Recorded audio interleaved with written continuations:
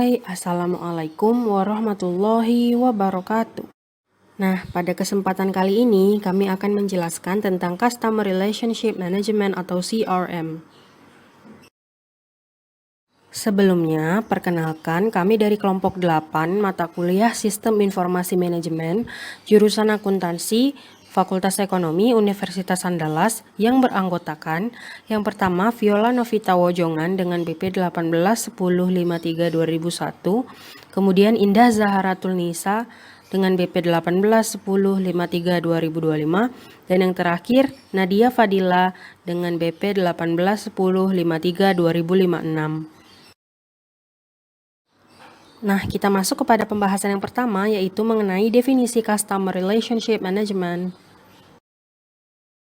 Customer Relationship Management merupakan strategi organisasi yang berfokus pada pelanggan dan didorong oleh pelanggan. Artinya, perusahaan berkonsentrasi pada penilaian permintaan pelanggan untuk produk dan layanan, kemudian memberikan pelayanan yang responsif dan berkualitas tinggi kepada pelanggan. CRM merupakan cara berpikir dan bertindak di mana hal tersebut berpusat pada pelanggan.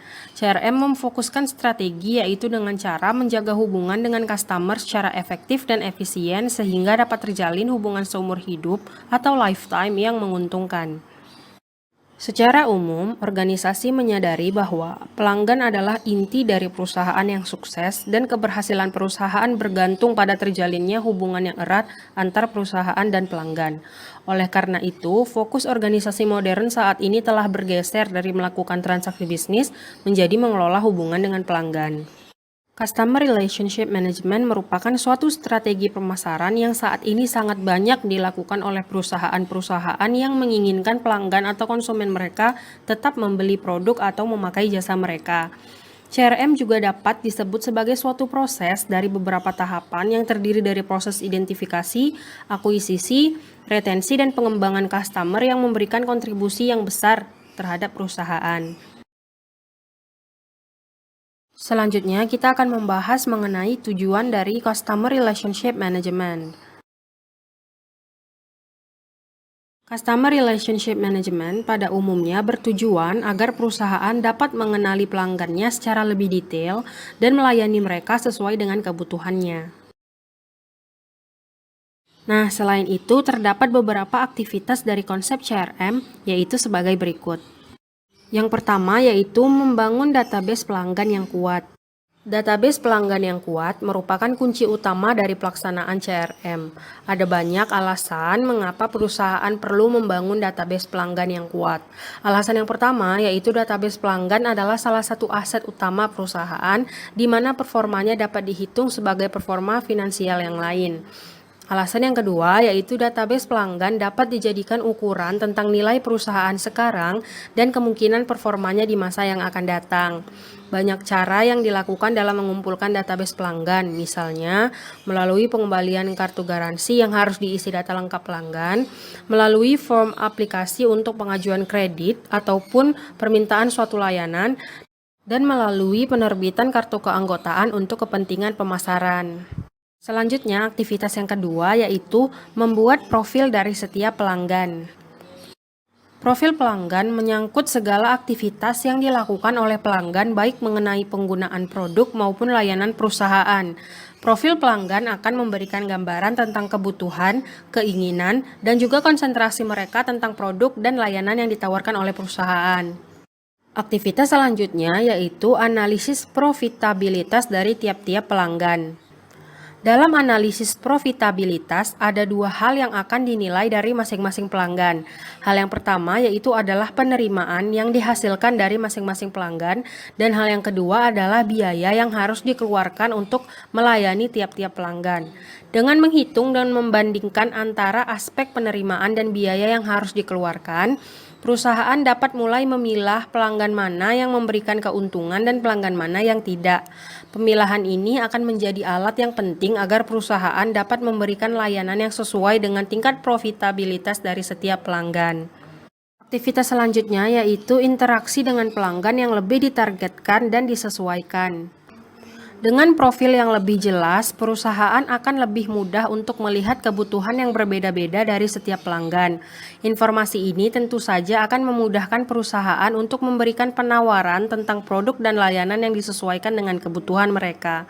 Dengan tingkat kebutuhan yang dipetakan, perusahaan juga dapat mengkomunikasikan proses pemasaran yang lebih terpadu dan personal sesuai dengan kebutuhan setiap pelanggan.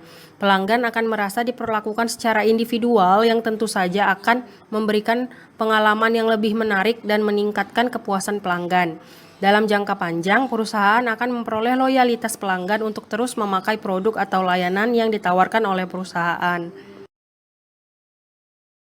Selanjutnya, kita akan membahas mengenai manfaat Customer Relationship Management.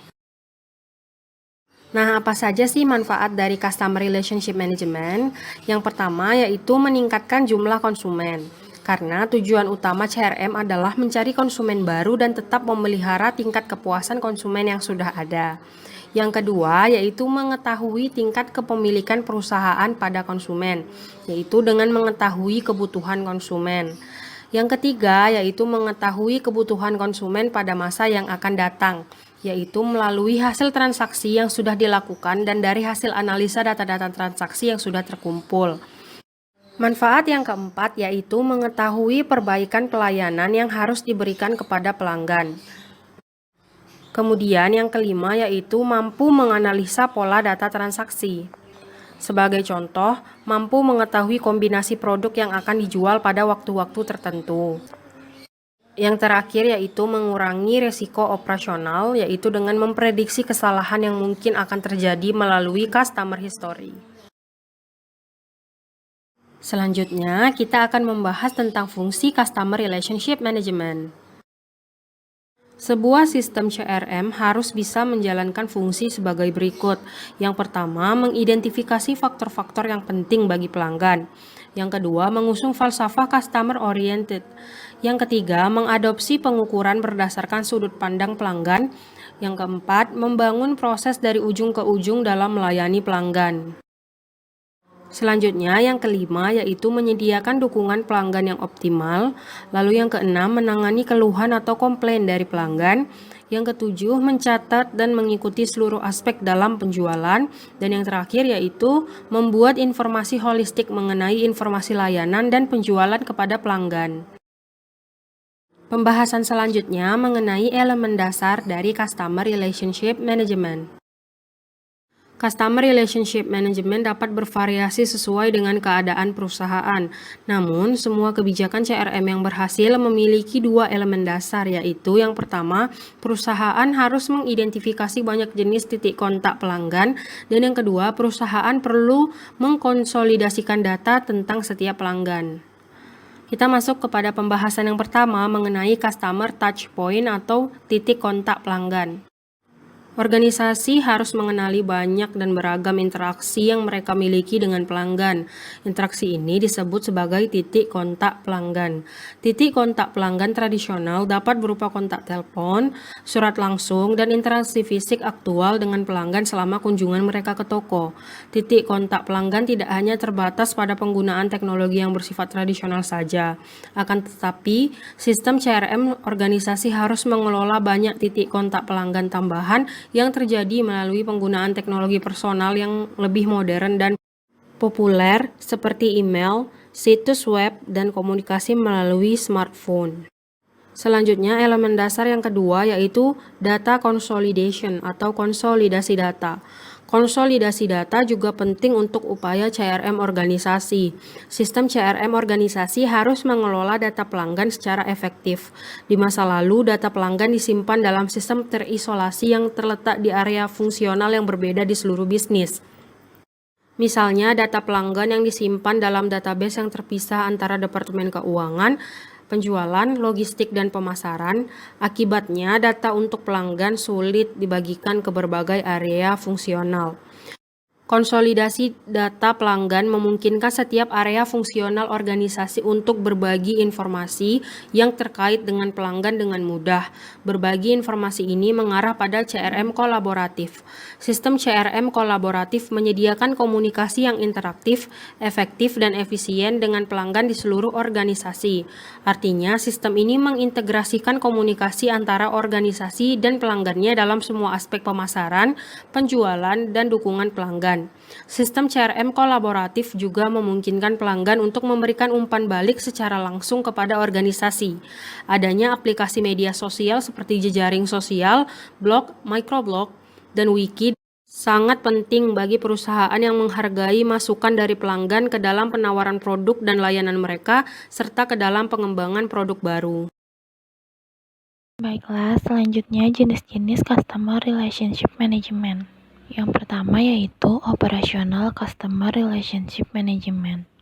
Sistem Customer Relationship Management operasional mendukung proses bisnis yang berinteraksi langsung dengan pelanggan, yaitu penjualan, pemasaran, dan layanan.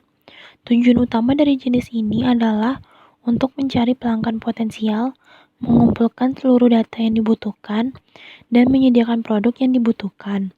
Sistem ini memberikan manfaat seperti yang pertama, efisien pemasaran, penjualan, dan layanan. Selanjutnya, kemampuan karyawan penjualan dan layanan untuk mengakses riwayat lengkap interaksi pelanggan dengan organisasi. Yang ketiga, meningkatkan penjualan dan manajemen dengan mengoptimalkan informasi yang dibagikan oleh banyak karyawan dan dengan menyederhanakan proses yang ada. Selanjutnya, membentuk hubungan individual dengan pelanggan dengan tujuan meningkatkan kepuasan pelanggan dan memaksimalkan keuntungan. Selanjutnya, mengidentifikasi pelanggan yang paling menguntungkan dan memberi mereka tingkat layanan tertinggi. Selanjutnya, memberikan karyawan informasi dan proses yang diperlukan untuk mengetahui pelanggan mereka. Dan yang terakhir yaitu memahami dan mengidentifikasi kebutuhan pelanggan dan secara efektif membangun hubungan antara perusahaan, basis pelanggan, dan mitra distribusinya. Selanjutnya, kita akan membahas macam-macam operasional Customer Relationship Management. Yang pertama ada otomatisasi penjualan. Otomatisasi penjualan membantu perusahaan untuk mengotomatisasi proses penjualan. Tujuan utamanya adalah membuat standar dalam perusahaan dalam menghasilkan pelanggan baru serta dalam menghadapi pelanggan existing.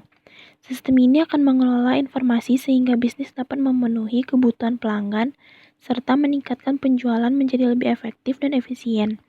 Sistem otomatisasi penjualan meliputi sistem manajemen kontak yang melacak semua komunikasi antara perusahaan dan pelanggan, tujuan setiap komunikasi, dan tindak lanjut yang diperlukan. Sistem ini menghilangkan duplikasi kontak dan redundansi yang pada gilirannya mengurangi resiko menjangkalkan pelanggan. Banyak sistem otomatisasi penjualan saat ini memungkinkan penjual di lapangan untuk terhubung dari jarak jauh dengan pelanggan dan kantor pusat melalui antarmuka berbasis web di handphone mereka. Yang kedua, ada otomatisasi pemasaran. Tujuannya yaitu menentukan cara terbaik dalam menawarkan produk dan melakukan pendekatan pada pelanggan potensial. Sistem Customer Relationship Management memiliki banyak aplikasi penting untuk departemen pemasaran organisasi. Misalnya, mereka memungkinkan pemasar untuk mengidentifikasi dan menargetkan pelanggan terbaik mereka, untuk mengelola kampanye pemasaran, dan untuk menghasilkan arahan berkualitas untuk tim penjualan. Selain itu, aplikasi pemasaran Customer Relationship Management dapat menyaring volume data pelanggan, proses yang dikenal sebagai penambangan data untuk mengembangkan profil pembelian yaitu gambaran tentang kebiasaan membeli konsumen yang dapat menghasilkan tambahan penjualan melalui cross-selling, upselling, dan bundling. Selanjutnya, cross-selling adalah pemasaran produk terkait tambahan kepada pelanggan berdasarkan pembelian sebelumnya. Pendekatan penjualan ini telah digunakan dengan sangat sukses oleh bank. Misalnya, jika Anda memiliki rekening giro dan tabungan di bank, maka petugas bank akan merekomendasikan produk lain untuk Anda, seperti sertifikat deposito atau jenis investasi lainnya. Yang kedua, upselling. merupakan strategi di mana wiraniaga menyediakan pelanggan dengan kesempatan untuk membeli produk atau layanan terkait dengan nilai lebih besar sebagai pengganti, atau bersama dengan pemilihan produk atau layanan awal konsumen. Misalnya, jika pelanggan pergi ke toko elektronik untuk membeli televisi baru, penjual dapat menunjukkan kepadanya televisi mahal yang ditempatkan di sebelah televisi LCD yang lebih murah dengan harapan dapat menjual televisi yang lebih mahal, dengan asumsi bahwa pelanggan bersedia membayar lebih untuk gambar yang lebih tajam. Yang terakhir, bundling. Merupakan bentuk penjualan silang di mana bisnis menjual sekelompok produk atau layanan bersama-sama dengan harga yang lebih rendah daripada harga gabungan masing-masing. Misalnya, perusahaan kabel mungkin memaketkan TV kabel, akses internet broadband, dan layanan telepon dengan harga lebih rendah daripada yang akan dibayarkan untuk setiap layanan secara terpisah. Yang ketiga yaitu otomatisasi layanan. Tujuannya membantu bisnis untuk mempertahankan pelanggan dengan menyediakan pelayanan terbaik dan membangun hubungan yang kuat dengan pelanggan. Layanan dan dukungan pelanggan mengacu pada sistem yang mengotomatiskan permintaan layanan, keluhan, pengembalian produk, dan permintaan informasi. Organisasi telah menerapkan pusat interaksi pelanggan, di mana organisasi perwakilan menggunakan berbagai saluran seperti web, telepon, dan interaksi tatap muka untuk berkomunikasi dengan pelanggan. Pusat interaksi pelanggan mengelola beberapa jenis interaksi pelanggan. Salah satu pusat interaksi pelanggan yang paling terkenal adalah pusat panggilan. Sebuah kantor terpusat yang dibentuk untuk menerima dan mengirimkan sejumlah besar permintaan melalui telepon. Pusat panggilan memungkinkan perusahaan untuk menanggapi berbagai macam pertanyaan, termasuk dukungan, produk, dan keluhan. Pelanggan dapat berkomunikasi langsung untuk memulai pesanan penjualan, menanyakan tentang produk dan layanan sebelum melakukan pemesanan, dan memperoleh informasi tentang transaksi yang telah mereka lakukan. Jenis yang kedua adalah Analytical Customer Relationship Management. Jenis ini berperan dalam memahami kebutuhan pelanggan. Jenis ini juga berperan dalam melaksanakan analisis pelanggan dan pasar, seperti analisis tren pasar dan analisis perilaku pelanggan. Data yang digunakan adalah data yang berasal dari Customer Relationship Management operasional. Jenis ini membantu manajemen atas, marketing, sales, dan customer service dalam menentukan cara terbaik melayani pelanggan. Fungsi utama jenis ini adalah analisis data. Jenis ini menganalisis data pelanggan yang berasal dari berbagai sumber. Data ini kemudian digunakan untuk memperoleh insight mengenai status terkini perusahaan. Data ini akan membantu manajemen atas dalam mengambil keputusan yang lebih baik, serta marketing eksekutif dalam memahami efektivitas. Selain itu, data ini juga membantu sales eksekutif untuk meningkatkan penjualan dan customer service dalam meningkatkan kualitas layanan dan membangun hubungan pelanggan yang baik. Analytic Customer Relationship Management fokus pada menangkap, menyimpan, mengekstraksi, mengintegrasi, memproses, menginterpretasi, menyebarkan, menggunakan, dan melaporkan data yang berhubungan dengan konsumen untuk meningkatkan nilai konsumen dan perusahaan. Jenis ini berpondasi pada informasi mengenai konsumen. Dari sisi konsumen, jenis ini dapat memberikan solusi yang timely bagi masalah konsumen yang berujung pada kepuasan pelanggan. Beberapa fitur yang dimiliki oleh Customer Relationship Analytics yaitu yang pertama, mengumpulkan informasi pelanggan yang berasal dari berbagai sumber dan menganalisis data secara terstruktur. Yang kedua, membantu perusahaan dalam menentukan metodologi dalam sales, marketing, dan support dalam meningkatkan hubungan dan loyalitas pelanggan. Dan yang ketiga, meningkatkan efektivitas sistem Customer Relationship Management dan menganalisis key performance indikator yang ditentukan oleh perusahaan. Baiklah, saya Nadia Fadila, BP 1810532556 akan melanjutkan presentasi terkait dengan Customer Relationship Management. Materi selanjutnya yaitu terkait dengan jenis lain dari sistem manajemen hubungan pelanggan atau jenis lain dari CRM. Nah, yang pertama ada sistem CRM on demand atau sistem CRM sesuai permintaan. Nah, biasanya organisasi menggunakan sistem CRM on premise yang maksudnya yaitu mereka membeli sistem dari vendor dan kemudian menginstalnya di lokasi. Namun, adanya kelemahan dari CRM on-premise ini yaitu pengaturannya mahal, memakan waktu, dan tidak fleksibel. Sehingga organisasi yang lebih kecil tidak dapat membenarkan biaya sistem ini. Oleh sebab itu, muncullah sistem CRM on-demand yang menjadi solusi untuk kelemahan dari sistem CRM on-premise ini. Jadi apa sih itu sistem CRM on-demand? Nah, jadi ini maksudnya itu sistem yang dihosting oleh vendor eksternal di pusat data vendor, di mana pengaturannya menghemat biaya organisasi yang terkait dengan pembelian sistem. Selain itu, karena vendor yang membuat dan memelihara sistem, maka karyawan organisasi hanya perlu mengetahui cara mengakses dan memanfaatkannya. Dan juga konsep on-demand ini juga dikenal sebagai komputasi utilitas atau software as a service. Nah, contohnya tuh dari vendor CRM on-demand yang paling terkenal yaitu ada Salesforce, di mana sasaran perusahaannya untuk menyediakan model bisnis baru yang memungkinkan perusahaan menyewa perangkat lunak CRM alih-alih membelinya. Nah, di samping dari manfaatnya sistem CRM on-demand, sistem CRM on-demand ini juga memiliki potensi masalah, yaitu yang pertama, vendor dapat terbukti tidak dapat diandalkan. Maksudnya itu dalam hal ini perusahaan klien tidak akan memiliki fungsionalitas CRM sama sekali. Yang kedua itu perangkat lunak yang dihosting sulit atau tidak mungkin untuk dimodifikasi dan hanya vendor yang dapat memutakhirkannya. Nah, yang ketiga, perangkat lunak CRM yang dihosting vendor mungkin sulit diintegrasikan dengan perangkat lunak organisasi yang sudah ada. Dan yang terakhir itu memberikan data pelanggan strategis kepada vendor untuk selalu membawa risiko keamanan dan privasi.